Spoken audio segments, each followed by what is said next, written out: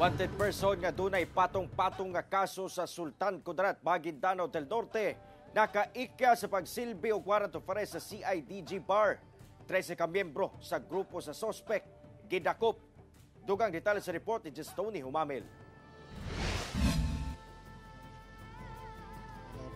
Gipusasan o gipahapa sa kalsada kining 13 ka mga kalalakihan sa barangay Makagiling sa Sultan Kudarat, Maguindanao del Norte niadtong Lunes sa gabii.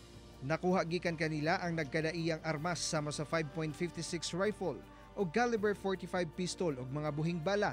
Sumala sa Criminal Investigation and Detection Group o CIDG Bar. Ang mga nadakpan mga escort sa target sa warrant of arrest nga si Ali Alamada Unaila sa alias Commander Paradise nga nakaikyas atol sa operasyon. Habang ini-implement namin yung warrant of arrest, it so happen na nakatakas si Commander Paradise. Ginagawa silang shield ni Commander Paradise, of which alam naman nila si Commander Paradise ay may existing warrant of arrest. Pasakahan og kasong obstruction of justice ug unlawful possession of firearms and ammunition ang mga dinakpan.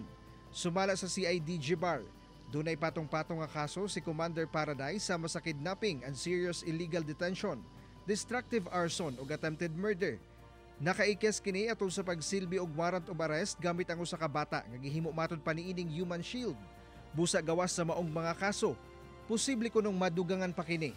We can arrest Commander Paradise kahapon pero yun lang it will cause a lot of damage. Maraming yung tinatawag natin na collateral. May mga collateral damages talaga na mangyari kung pinilit namin. Dugang sa otoridad, anaasab sa listahan sa local terrorist group si Commander Paradise nga dunay 1.2 million pesos nga patong sa ulo kinsa pa dayong gipangita karon sa otoridad. Ako si Tony Humamil para sa One Mindanao.